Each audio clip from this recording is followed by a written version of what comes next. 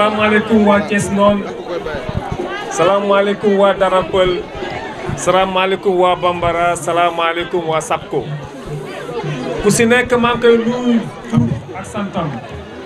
di leen gërëm vraiment si taxawaay bi nga xam ne tey def ngeen ko tey. li may faral di wax toujours ñun duñu dikkaate ñun dañu ñëw pour jàppale population bi. dañu ñëw pour soulager population bi si wàllu santé si wàllu éducation wàllu social. comme noonu la ko xamee keroog dañ fi jaar def fi benn visite de courtoisie ñu ngi jégalu nag parce que dafay xaw a yàgg tuuti parce que lu mot ñetti weer bi fi gëjee ba léegi dañu nekkoon seulement di préparer notre militant si wàllu si inscription yi électorales yi si loolu la ñu nekkoon moo tax tey yàlla dogal tey di ñëw def te remise bi tey. remise bi xam ne tey ñu ngi ko def tey mooy médicaments yi AMA yi pour lan pour population waa Thiès Nord ak waa Dara Peul. comme noonu la ko xamee mbokk yi santé bi lu am solo la si doomu aadama ñun santé bi tey bu ñu xoolee tey ni ngi si jàppale son excellence le président Macky Sall. parce que ñun président lu tax ñu ànd ak moom tey daf ñu defal benn offre politique mooy lan mooy séeni bi. gis ngeen ki waa Dara Peul may leen lu moo téeméeru carnet ni ngi faju sans problème moo tax keroog bi ma déggee benn leader politique di wax nee na bu jëlee pouvoir bi dina fexe série bi jóge fii ma ne ko ni nga def ñu tegoo ko fenn. en tout cas ñun de mouvement ànd soxali Thiès dañuy jóg vraiment pour alléger la souffrance des populations. dañuy jóg vraiment pour jàppale askan bi li may faral toujours di wax ñun. on est des gens de l'action ñun dañu jëf si ñu wax bëriwul loolu moo tax ñu décidé ànd avec son excellence le président Macky Sall pour jàppale ko pour mu am un deuxième mandat le 24 février 2019. ma nga leen di ñaan mbokk yi ku si nekk fii na nga xam ne politicien bu nekk jaar na fii. Macky Sall lu tax ñu choisir ko ñun mouvement ànd soxali Thiès parce que daf ñu defal benn offre politique bu intéressant mooy lan mooy PSE baa ngi fii. président Macky Sall moom mooy le seul candidat qui a parcouru le Sénégal entier. il a fait 80 kilomètres pour xam si 80 lii mu xam ne moom la parcouru Sénégal yëpp loolu moo tax PDC bi juddu loolu moo tax bourse familiale juddu loolu moo tax. séeni bi jutu ñun nag moo tax si côté boobu nañu décidé ànd ak moom jàppale ko pour mu am deuxième mandat en 2019. li may ñaan waa Thiès moom lii nga xam ne moo def nañ ko tey lii seulement lancement la nekkuñu campagne ñun nag comme noonu xamee dañu teel a jóg di ànd son excellence Macky Sall di ko jàppale. lii nga xam ne tey def nañ ko tey dinañ ko renouveler waat parce que tey ku am santé am éducation am nga yëpp. ñun notre point fort c'est quoi? C'est l'éducation, la santé et le social. loolu mooy suñu slogan le mouvement ànd soxali Thiès. du mouvement boo xam ne dafa jóg pour intérêt personnel dafa jóg pour lan pour ut poste wala dara mais dañu jóg pour jàppale askan bi.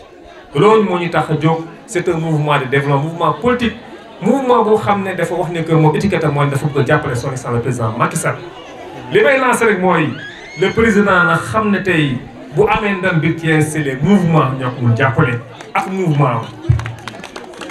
ñun nag dañu décider jàppale ko son excellence le président Macky Sall. moo tax boo leen xamee fan yëpp lan lañu nekkoon si inscription si liste électorale yi parce que ñun aussi boo koy jàppale joxoo ko sa carte jàppale woo ko président wax fajul élire ko lu koy élire mooy carte yi moo koy élire. moo tax maa ngi ñaan mbokk yi président waa Thiès Nord waa Dara Peul nañ ko may une seconde chance mooy lan nañu dem récupérer seen carte électeurs yi nañ ko fexe mu jàll premier tour. incha allah bu amee deuxième mandat Thiès parce que mu ngi bàyyi bu ba xeet bu baax a baax Thiès dina émerger. parce que toog nañu waxtaan naa ñu ko jege bu baax a baax président saa yu toggee am na ambition bi bu am biir Thiès moom moo ko xam. loolu moo tax ñu ngi décidé ànd ak moom ak jàppale ko bu ñu gisoon beneen politicien bu xam ne proposé nañu une offre intéressante pour dëkk bi dañu ànd moom mais kenn moo ñu jox une offre intéressante moo le président Macky Sall. loolu moo tax ñu jóg ànd ak moom xar suñ tubéy tëj suñu bureau yi yëpp pour lan pour jàppale ko pour mu am deuxième mandat. li may wax rek mbokk yi mooy bu leen nangu ku leen nax il faut ngeen ànd ko boo leen di ànd ak nit ànd ak moom xool leen kii li ngeen ànd lan la mën a indil. toll nañu instant boo xam ne éviter leen les politiciens yoo xam ne dañuy bëgg a taal dëkk bi dañuy bëgg a wax du fa dara lu am solo mooy action moo am solo keroog rek boo leen xam ne ñëpp yaakaar nañu barki démb dëkk bi dina tàkk dëkk bi mënul tàkk. lu waral loolu xam naa sax jar na ma wax si aussi mooy le parrainage. parrainage bi pour lan c'est pour lan muy ñun lay arrangé ñun nga xam ne ëllëg bëgg nañu taxaw bëgg nañu liggéey réew bi moo tax président parrainage. man gis nga parrainage du tey rek de parrainage c'est depuis 1993 ba léegi c'est avec le candidat maître Mamadou Lo man je me souviens très bien nekkoon naa le coordinateur des jeunes de la société civile 10 000 en 93 bu ñuy présenté suñu candidat dañuy imposé woon 10 000 signatures man sa bopp maa doon xar sama tugay dugg fu nekk di indi pour dire que le parrainage yu tey parrainage pour lan c'est pour éviter le désordre dans ce pays parce que tey xam nañu tey ku bëgg a créer parti da ngay toogal diw kaay ñu créé parti pour lan bu élection jeexee si ñu jox ñu poste ministre loolu dafa dañ si dëkk bi. élection yi bulletin de kii électeurs yi bulletin de vote yi boo xoolee si alal population bi loolu moo tax président dafa ñëw pour rassembler pour faire benn conseil ba xam ne yëpp a teg si yoon. lii suñu intérêt la intérêt askan bii la en tout cas li ma leen di ñaan mbokk yi mooy ne bon na ngeen fexe dem retirer seen carte na ngeen fexe retirer seen carte. ngeen retiré seen carte ngeen bàyyi xel képp ku ñëw si yéen di leen seet ne leen présenter un programme boo xam ne adéquat programme boo xam ne askan bi ku nekk dina si gis boppam. man de mouvement ànd Soxla Thiès li ma bëgg mooy je suis là pour alléger la souffrance de la population thiessoise. je suis là pour le développement de la ville de Thiès. je suis là vraiment pour concrétiser pour aider le président Macky Sall pour mu am en deuxième mandat. Le président, c'est un technocrate. J'ai toujours l'habitude de le dire, on a un président qui parle peu, qui agit. C'est dans ce sens que je me décidé le mouvement ànd Soxla Thiès soutenir son essence, le président Macky Sall. Vraiment, je leen di gërëm bu baax di leen sant di leen ñaan lii nga xam ne def nañ ko fi tey dinañ ko renouveler waat di sant ñi fi nekk yëpp di teey di leen ñaan jàmm yal na yàlla defal jàmm. balaa may tàmbali rek. damay ngeen baal ma sànni benn kàddu bu ndaw si sama mbokku tukulóor yi mbokku tukulóor yi vraiment bandiraaɓe ono foofu. Revenez un peu en français sur le parrainage 93. Bon voilà, ça, j'ai toujours l'habitude de dire le parrainage date depuis 1993 avec le maître Mamadou Lo. En ce moment, c'était avec le président Abdou Diouf. On nous a imposé pour aller aux élections, il faut 10 000 signatures. Moi, en ce moment, j'étais le coordonnateur de la société civile 10 000. C'est moi en personne qui s'est déplacé. J'ai fait toutes les régions du Sénégal. C'était en ce moment cette région pour parrainer, pour avoir plus de 60 000 signatures. C'était ça, pour dire que le parrainage aussi c'est important pour notre démocratie. Ça c'est la vie. Parce que pourquoi le problème qui se pose moi, s'il n'y avait pas de parrainage, c'est du bordel. Comme vous le savez, il y a plus de 300 partis de politique, des partis bidonvilles, des partis qui sont là, c'est des partis vampires qu'on ne connaît même pas. Je me souviens même pendant les élections, au référendum, j'ai vu des partis politiques qui n'ont même pas, un seul lecteur. Donc ça c'est inadmissible. C'est pour ça que nous soutenons le président public. Le parrainage est là vraiment pour résoudre le problème, pour régler le problème de la démocratie. Nous, en tant que mouvement ànd Soxla Thiès, on est de l'avis du parrainage. Le président a demandé un dialogue qu'il ouvre ses portes. Vous pensez que les partis opposants peuvent un peu discuter avec lui, surtout sur l'application de cette loi qui a été votée il y a 24 heures? Je pense que la majeure partie des partis qui sont là, c'est des partis qui n'ont pas conscience. Ça, c'est des partis qui ne sont pas à eux-mêmes. Parce que je pense actuellement, on te dit, pour faire le parrainage, il faut présenter des signatures. Nous, en tant que mouvement ànd Soxla Thiès, On a 20 000 signatures avec nous. Dans notre base de données, on a 15 000 personnes, 15 000 membres. Ces 15 000, on va le parrainer au président de la République. C'est ça qui est logique. Les gens sont là. Il y a des gens qui ne peuvent même pas avoir 1000 signatures. Mais comment se fait-il les gens qui ne peuvent même pas 500 signatures pour se présenter aux élections? Ça, c'est inadmissible. C'est pour ça que le parrainage est venu à un moment. Voilà. Ils doivent revenir sur la table pour négocier. Je sais que le président, c'est un homme consensuel. C'est un homme de dialogue. Toujours, il a appelé la classe politique pour un consensus. Mais c'est des gens, la plupart, c'est des gens qui sont là pour les intérêts personnels. C'est pour ça que si vous regardez, les gens avaient dit que moi, le 23 juin, j'étais présent. Au niveau de l'Assemblée nationale, j'étais avec Cheikh Bamba Dièye. J'étais derrière lui. Je me souviens très bien, j'étais derrière lui. Mais le problème, les gens pensaient que le 19 avril sera comme le 21 juin. C'est pour ça que les Sénégalais sont conscients. Actuellement, les Sénégalais, on ne peut pas les maintenant les leurrer. Ils sont conscients, ils savent que le président public est en train de faire des actes, en train de poser des actes concrets. Le président, c'est un homme de dialogue. C'est quelqu'un, il est officiel. Il est ouvert à toute forme de dialogue. Donc les gens qui sont là, c'est les gens qui n'ont pas de programme. Moi, je pense que le moment est venu, il faut que les gens nous présentent des programmes. On n'a pas besoin des gens qui, une fois on les élit,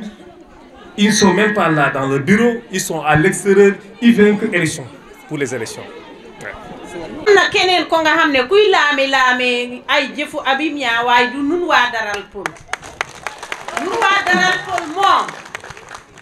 mojji nun moom pare nañu tout pour première tout ñu solal Habib Niang Macky Sall première tout nun moom amuñu ci arrière ndax démb benn oto lañu commandé wante ñaari oto lañu indi te avance ci kanam rek ci kanam nun Habib Niang lii mu def nii fii mu ne nii lii lu mu mérito la lu mu yàgg a def la def na ko Daral Pël def na ko teewe naa ay école yu mu ko def ci koñi biir Thiès ànda sukkali Thiès xam nga lan laa bëgg yéen waa Thiès noonu bu leen jàppee Habib Niang politicien ba nga xam ne dafay dog rek di ñëw di wax nit yi nii laay def dinaa leen defal lii dinaa leen defal lali bu ëllëgee suba élection passé dootu leen ko gis te buy ñëw day indaale ay dobosam moom dafay indaale ay bagaasam te defe naa Olof Njaay nee na ku la may nga reer bu la waxee dinaa la may nga ndekki danga see war a am yaakaar ndax Habib Niang bu ñëwee dafa lay indi li nga xam ne looloo la nga gën a soxla ci sa kër loolu lay Habib Niang di indi nun ndox eau de Javel ak yeneen munuma lim Habib Niang lim teranga bi mu def ci village su Daral Pël man Lawel Sow munuma koo lim su ma ko limee tey rek fii laay fanaana takaw may wax lii la lee waaye dama leen a wax ne yéen jàppaleen gis nga ngor rek moo ko mun a fay nit bu la lebalee ngor dangay fas yéene yow itam nga fay ko ngor te yaakaar naa ne Habib Niang bugg na ku ko fay ngor ci Macky Sall xaw ma nan lañ ko waxaama 2012 xaw ma léegi ngeen folal koko premier tour man xaw ma keneen de man Lawel Sow loolu maa ko assuré fii tey premier tour Daral Pël premier tour Macky Sall palais premier tour Macky Sall amul deuxième tour amul dara premier tour dama bëgg nag yéen séeréer yi jàppaleen Habib Niang bu leen ko jàppee cofu baaraam nga wala ngeen di jàppa ci conc bu ne nii rek ngeen ficcaku yéen ñëpp ngeen daanu dama bëgg ngeen jàppa ko teexu seen loxo yi fukki loxo ak juróom Habib Niang Pël la Haal Pulaar la gor la amul lo nga xam ne muy nakaate nit dokul di politique di nak kenn de Habib Niang nakul kenn ndax man nakuma sama beneen moroom nakul keneen nak keneen Habib Niang koñu kees Habib Niang li mu am ci kees tey bu ñu ñëwoon fii suñu place bi kenn du ci kej dafa am ñu ñëw rek ñeneen ñi des foofu ñeneen ñi ñëwuñu waaye nit yi mu am fi mu ne nii mbooloo Habib Niang bi kejul woon ci buntu école Thiès noonu bii dama bëgg nag yéen séeréer yi tey nag dangeen a dafa am xawa am lo nga xam ne affaire yaafus la loolu seen jikko la yéen séeréer yi ngeen seentu ay gan ngeen kaar gan yi ba ñu ñëw toog di defar ay ban di kecc ay ban déedéet loolu man yaakaaruñu woon loolu su ñëwee fi dinañu ko fekk beneen yoon nag mbu mu amati bu ñu waxee wiiw Macky Sall ci kees noonu ñu wax ko daral pël tous les kees diwaanu kees ñëpp nañu fol Macky Sall ci premier tour maa ngi sant Habib Niang di ko gërëm Habib Niang mbaax bi ne si moom munuma koo wax ñëpp lépp munuma koo wax munuma koo wax te docteur bi nga xam ne moom moo ne fii kees noonu li tax ma gën a sawar sax ci ñëw Cees noonu dama sawar ci Habib Niang moom waxuma aw tumaay waxam docteur Cees noonu bii danga koy fugga 2 heures du matin nga yore sa malade amu yoreloo ñaari dërëm moom dafay ñëw jël malade bi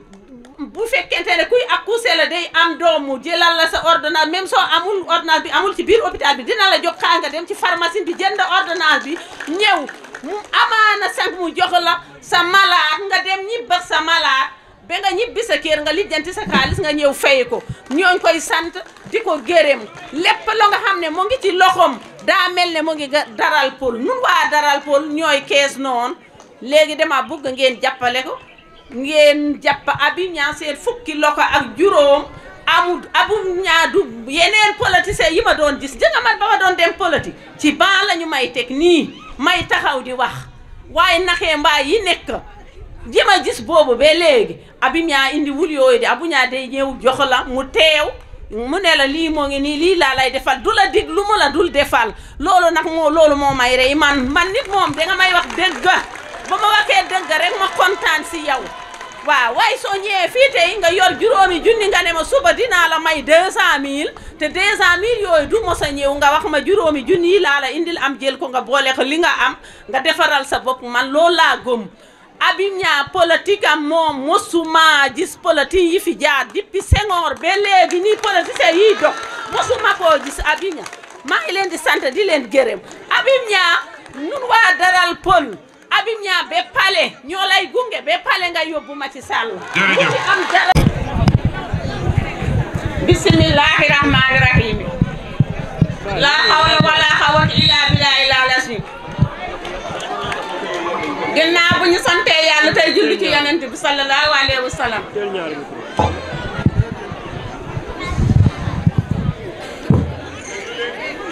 gannaaw bu ñu sante yàlla tey julli ci yonent bi sallallahu alayhi wa sallam ñoo ngi leen di nuyu mbooloo mi fi teew góor ak jigéen mag ak ndaw di gërëm ñëpp di sant ñëpp di jiital ci nuyoo bi kii nga xam ni moom moo ñu fi tax a teew tey muy Moussa Habib Niang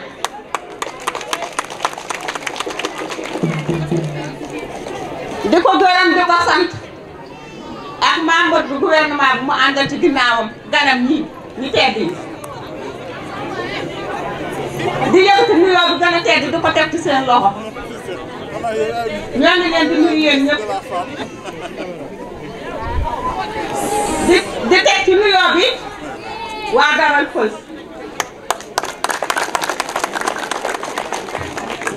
di yëkkati waa nuyoo di ko jox waa Mbambara di yëkkati waa nuyoo di ko jox waa Sakko ak waa Kees moom ñëpp dafa naa ne liñ fi wax sax mën nañu wax ne doy na sëkk waaye nag comme ne ko ñëpp waxe rek mbirum Habib Niang moom kenn du ci doyal ndax góor rek la man sama teewaay fii xanaa Khady Ndiaye dafee newul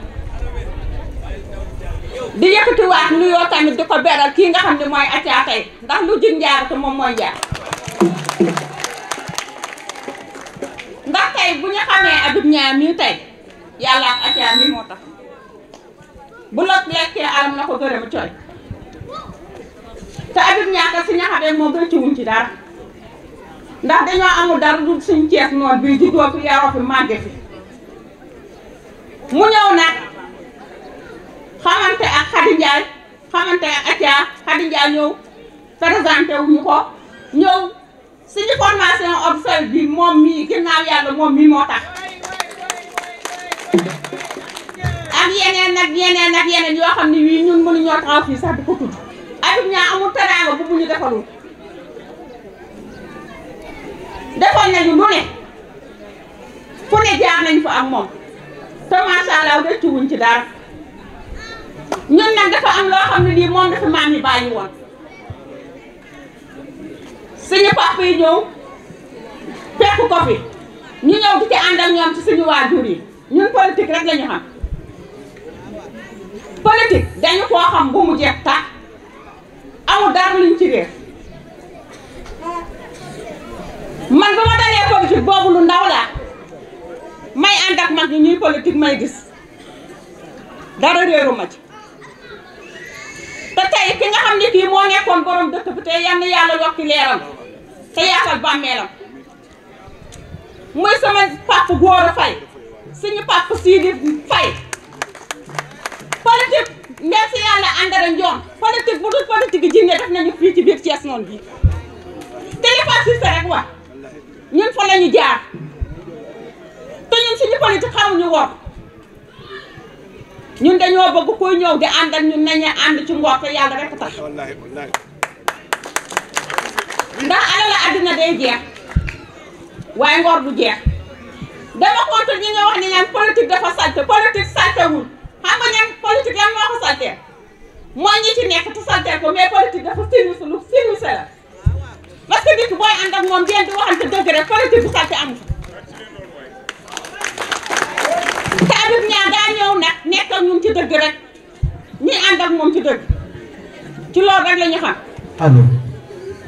teraanga bu ne mu ngi koy def ci ñun nag gis nañu ko daa bi fàttewuñ ci dara parce que ñun di ñu fàtte kon ñoo ngi lay gërëm bu baax di la wan ne lépp loo ñu defal gis nañu ko Khady Diagne nag nekku fi maa fi nekk nag di jéemantu dafa naa ne tey lu nekk def na parce que lii tey fu mu doy dara dootu la doy tey lii fi nekk lu fu mu doy dara dootu la fi doy parce que ñun amuñu dara bu dul hôpital bi rek duñu am ku ñëw jàppale ñu ci hôpital bi jàppale nga ñu ci lépp ku ñëw jàppale ci équipement pour ASC bi ci biir Thiès noonu jàppale nga ñu ci lépp parce que ñoom ñooy suñuy doom ginnaaw yàlla tey ñoom lañuy yaakaar te yooyu yëpp Habib Niang da cee dugal loxoom kon ñoo ngi koy gërëm bu baax ñoo ngi koy sant bu baax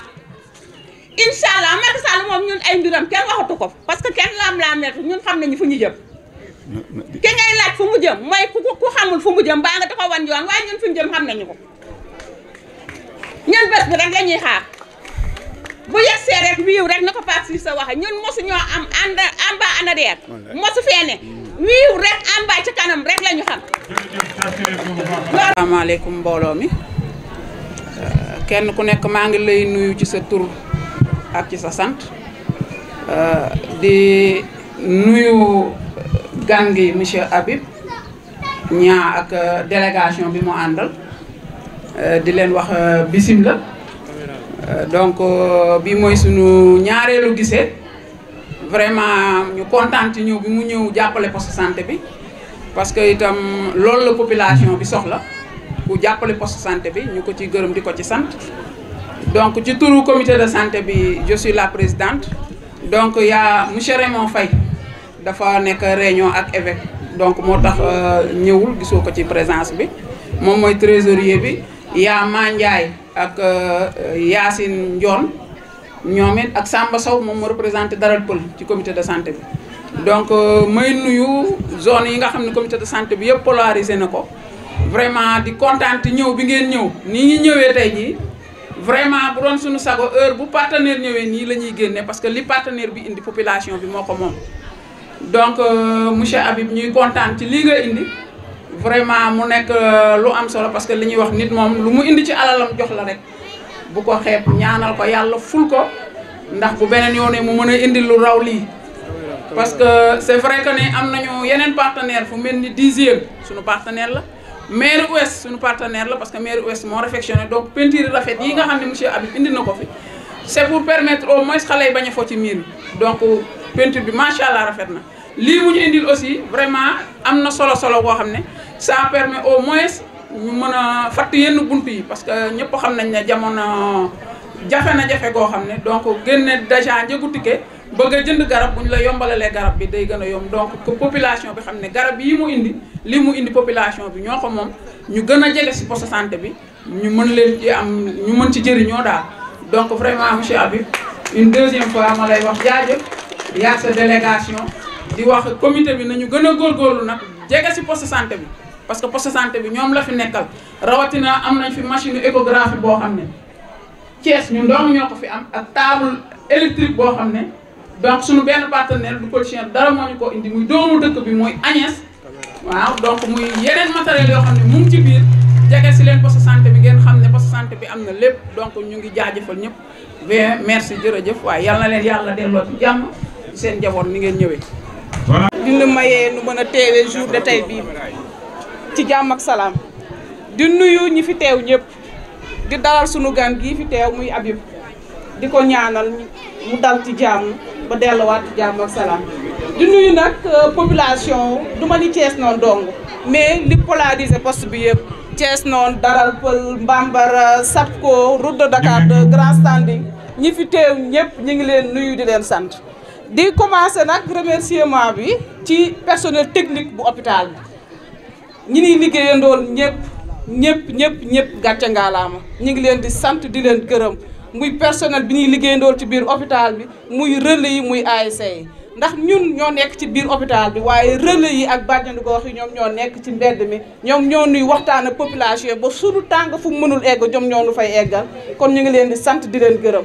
di sant population bi li ñu leen di sant mooy kóolite gi nu wóolu ba di fi ñëw ndax bu leen neexoon kat léegi waxatuñu malade cliente la di wax bu leen neexoon du dem wuti feneen mais wóolu gi nu wóolu ba ñëw ci ñun ba di nu booleeg ay partenaires yu nu mën a dimbali ñu ngi leen di sant di leen gërëm di sant suñu yeneen partenaires yi ci des commencé par centre de santé ndax kat feccum gone bu neexee da naan day jaay jàpp ca loxo ya kon ñu ngi sant bu baax centre de santé bi nga xamante ni si moom moo nu coiffé di sant maire kii wax na ko sànq maire commune Thiès Ouest parce que ñoom tamit ñoom ñoo nu coiffé di sant AGX Agnès mënu ma ko bañ a sant heure boo ko woowee mu nekk Espagne mi ngi xeexat te lu mu am indi li ci poste bi bëri na table d'accouchement échographie bi ak yeneen te ba léegi loxoom génnul ci loxoom génnul ci ñun tonton Henri coopération allemande moom it ba bërki Dembo Ndiaye la nu mujjee indil ay drap ak yeneen yoo xamante ni si ñu rek mais tamit duma bàyyi remerciement bi te remercier wu ma André Coly André moom mooy électricien bi nga xamante ne si heure boo ko woowee mu dagg lim doon def ñëw nga ne ko lu ma lay jox mun la dara kon kooku man fu ma taxaw mënuma bàyyi te remercier wu ma ko ci gàttal maa ngi remercier ñëpp Habib li nga mën ren yàlla na nga mën déwén lu ko raw lu waay di def ci population sànniwuloo ko surtout ci population Thiès noonu ndax lu nu soxla la lu nu yittewoo la loo xamante ni si bis bu nekk ji ngi daw di ko wuti te duñ ci jot kon bu fekkente ni tey ñëw nga ak say matériel pour dimbali nu jàpp ci ñi nga xamante ni si ñi ngi ñu doon dimbali nga dugal ci sa loxo ñi ngi lay sant di la gërëm ñu gàttal wax ji parce que mi ngi guddi te am na ñeneen ñu bëgg a wax ñu ngi lay ñaan nga delluwaat ci jàmm ak salaam te li ngay def yàlla dimbali la ci ba nga mën a def leneen lu sut lii. lan moo des loo xam ne. gën leen a ñaax rek. gën leen a ñaax gën leen a jàppale gën leen a matériel yi tout le temps am na luy des ndax tout le temps population yi mi ngi gën a yokk tout le temps médicaments yi ñu ngi koy gën a soxla tout le temps matériel bi ñuy liggéeyee mi ngi koy gën a soxla parce que dañ koo war di ko renouveler à tout temps. kon ñi ngi tijjil suñu buntu bépp partenaire boo xamante ni si li la ñor mooy la communauté ndax ñun nag population bi rek moo nu ñor ñun lañ fi teewal moom ñoom ñoo nu fi tax a toog bu nu ñëwoon tey jii xëy du nu gis kenn dañ ni daal di génn dem wuti feneen kon képp koo xamante ni si rek population bi ñor na la ñu ngi lay tijjil suñu loxo di la wax di la dal leen ak jàmm ñëw leen population baag leen di xaar ci lépp lu ngeen mën leen di dimbalee. CMU bi ndax am nañu accepté ñoo enrôler aussi. mutuelle yi est-ce que. waaw loolu tamit dinaa ci sawar di ci wax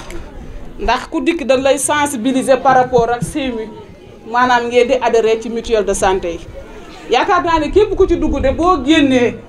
amatul feebar toog di xaar ku waroon a dagg ticket téeméer ñun la ñaar fukk ngay joxe nga waroon a jënd médicament junni ñun la ñaar téeméer ngay joxe loolu ndimbal mënatu koo weesu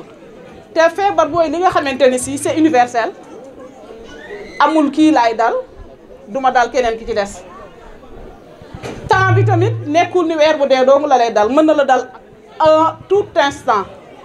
kon nag mutuelle de santé bi non seulement dimbalal jaboot la mais dimbal la pour que nit ki tamit di wér fu mu toll ndax lu ko dal balaa muy toog bay xaar mu koy sonal daw na ñëw ci hôpital yi parce que xam ne la mu fay débourser du bari kon ñi ngi ñaax population bi ñuy gën a adhérer ci mutuelle de santé yi mën a dimbali seen bopp dimbali seen jaboot. yan maladie lañ fi gën a nemmeeku pathologie. pathologie yi ça dépend ci période yi. waaw période yi waaw. période bu nekk ak pathologie ba nga xamante ni si moom la ñuy ëpp di jànkonteel. am na période yoo xamante ni si problème dermatose dañuy gën a jànkonte am na période yoo xamante ni si problème mu jaare dañuy gën a jànkonteel am na période yoo xamante ni si aussi problème mu peut-être palu moom kenn waxatu ko daanaka ndax mën nañ ni gouvernement bi def na ci ay jéego yoo xamante ne si daanaka na mu meloon melatu ko wàññeeku na bu baax mën nga toog toute une année peut-être benn cas wala ñaari cas nga ciy am mais tamit effort yi reste à faire dinañ continuer sensibilisation bi ci ñuy tëdd ci moustiquaire ci ñuy continuer aussi ci salubrité bi ba nga xamante ni si mën nañ wax ni da nga koy éradiquer. jërëjëf kon ki nga xam ni kii mooy madame. sant yàlla di sant suñu yonent yu sell yi di leen sant yéen mbootaay mi fi teew tey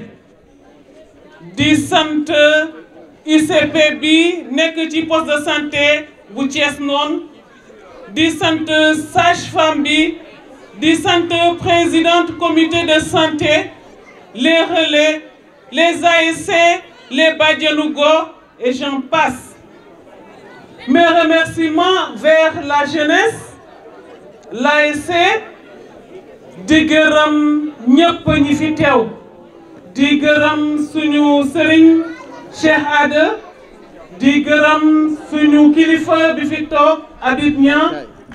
mii ñu àndal tey te ñu waral bés bi li ma doon wax dama am fierté tey nekk ci kuréelu poste de santé bu Thiès noonu parce que dama bokk ci seen biir moo tax dama sawar a jël kàddu di leen wax ne Thiès noonu lii ñu def nii rek lancement la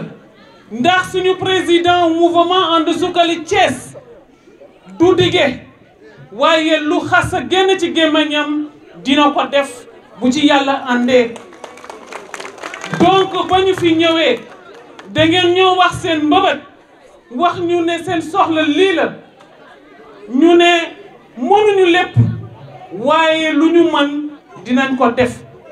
moo waral tey ñu teew fii ngir indi la ñu saafonte woon ak yéen won leen ne mu ngi ni tey ba ñu ñëwee madame Diop wax na ne peinture bi xale yi gis nga nuñ koy def